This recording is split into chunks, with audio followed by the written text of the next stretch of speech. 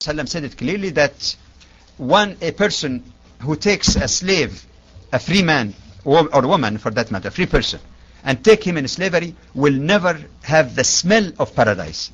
So look at the approach that Islam took. Many people say, but why didn't the Quran have the final part of this?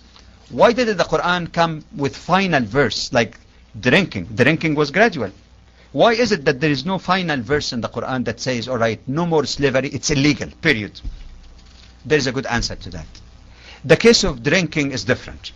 You can be detoxified from drugs or drinking in a span of a few years. And we all know that the laws of Islam, including laws about slavery and other things, were not revealed in most of the life of the Prophet ﷺ. Most of his mission, 13 years in Mecca, there was no laws because Muslims were small in number and persecuted. When they went to Medina, the first few years were years of struggle to survive because they were attacked in one after the other by the pagan Arabs. So the completion of the laws or the Sharia was only limited to the remaining few years of the life of the Prophet. These few years were enough to get people detoxified from booze and drugs and all of that, but it was not enough for such a deep-rooted institution like slavery that you can just overnight you do it. And you know what happened in America when somebody tried to do it immediately and bluntly? Lincoln, what happened? A civil war, and people, some slaves even were just thrown free without being prepared even to be independent. So it was actually a setback in one sense. And some of the slaves have to go back and beg their masters to take them. But Islam provided this opening. The Prophet died before that, but if people and Muslims honestly followed that approach, that spirit of the Quran, it could have disappeared. But for some Muslims later to engage in the slave trade or doing anything today that's contrary to the teaching of the Quran, say, oh, but there is no ultimate prohibition, it is disregarding the spirit of the law. Forgive me for the answer again, because that question is a very, that's a toughie. So that's why I had to spend time. Less toughy questions, I'll go quick on it. Okay, you want to rotate? Okay, no problem. The question is, people say that wearing pants is haram. Is it or is it not? There is no text in the Quran and Hadith that directly say that pants in themselves are haram. But the code of dress, which by the way apply to both male and female, is to avoid something that's overly tight, and especially in the case of females in particular, because of course obvious gender differences that require more cover from a female than a male, which is obvious reasons. But what we need to keep in mind are two things. First of all, does the pants, for example, take the jeans, provide enough cover and modesty for women? And the answer, obviously, no. It reveals everything and shows the shape of the body. And I would say even while there might be slight relaxation in the case of male, even overly tight pants or jeans for males also would not be an appropriate thing to do. So there's also some basic commonality in terms of modesty here.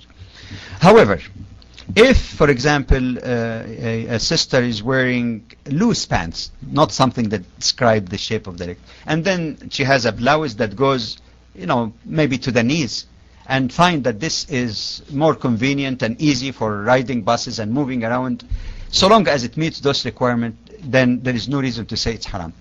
The second point, some scholars say no, but there is a hadith of the Prophet ﷺ that condemned those men who imitate women and women who imitate men.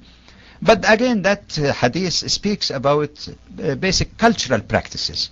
Of course, there are certain areas that you know for sure that people are imitating women. If a man goes with earrings and all this sort of stuff, obviously it's something that is for long centuries in history of humanity is known to be characteristic of women. That would be bad. Or if a man wears a skirt or something and starts shaking around, this. So that these things are really obvious. But to say that pants, if they meet the Islamic, you see, the hadith did not say pants or dresses. The hadith didn't say that. And even the ayah in the Quran that speak about garment has been interpreted as a requirement or desirable. There are differing opinions on that. But what I'm saying basically, that how can we say pants in themselves are haram? In Pakistan and in the Indian subcontinent in general, Indo-Pakistani subcontinent, for generations, some Pakistani sisters who are observant of the main parameters, Islam doesn't say design, parameters of Islamic dress, have been using what they call it, the sharwal, which is loose pants, but they have also the blouse that goes to their knees. In a situation like that, you cannot say that they are imitating men, because they have a distinct design. If it meets the Sharia requirement, there is no harm of using this. Having said that much, because I want to be very careful, not just using the term haram loosely like this, I must say that there is no question in my mind that a loose dress or jilbab is the best, for it conceals. It's beautiful, it's graceful, but in the meantime it conceals, the beauty of the woman's body much better, perhaps even than a pants and a blouse, even though it could be like a minimum requirement if it's loose enough for that purpose. Okay? My grandparents are Christian and they celebrate Christmas. My grandparents are Christian and they celebrate Christmas. They know that I am a Muslim and I do not celebrate Christmas, but they still give me gifts and invite my family over for dinner. I accept their gift because of what they believe in. So what does Islam say about this?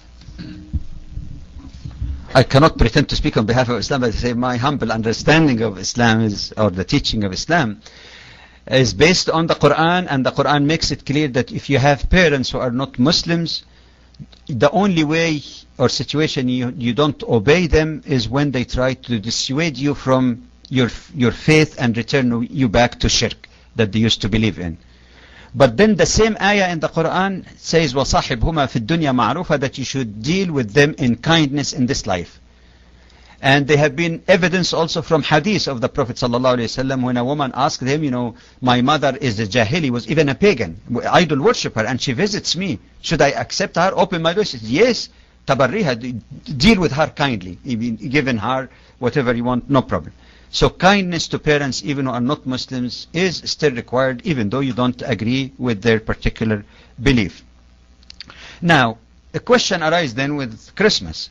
The answer here must take into consideration the situation we live here in North America, not just to get a ready-made fatwa that was meant for people living in a Muslim country. Obviously, if as a Muslim somebody is inviting me to Christmas party, it would be desirable not to go really, because that's not my celebration. But when it's your own parents and it is part of your kindness to your parents, then there is no harm of accepting that, but not to participate in something strictly prohibited. For example, religious service that involves shirk, I don't have to be in that. If they're drinking, you just say, all right, tell them, I am your son, I am your daughter, but I'd appreciate, I don't mind coming to have Christmas dinner with you. This is basically a social function. But please no drink, because my religion doesn't allow me to sit on a table where, wine. And definitely parents love their children, even though they became Muslim, and probably I heard many cases they accommodate them, tell them not to have any pork.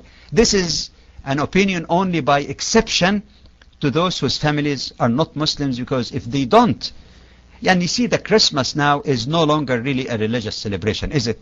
It became more like a family reunion, the children coming from various parts. And it would be rude and inappropriate and counterproductive for da'wah to say to your parents, you go to H, I'm not going to be any part of this. So by exception, I think we should keep that in mind. There was a sister raising her hand in the back here. I don't know whether it might be a rejoinder on the question. Should we give her a chance? Because she was raising her hand for some time. Yeah.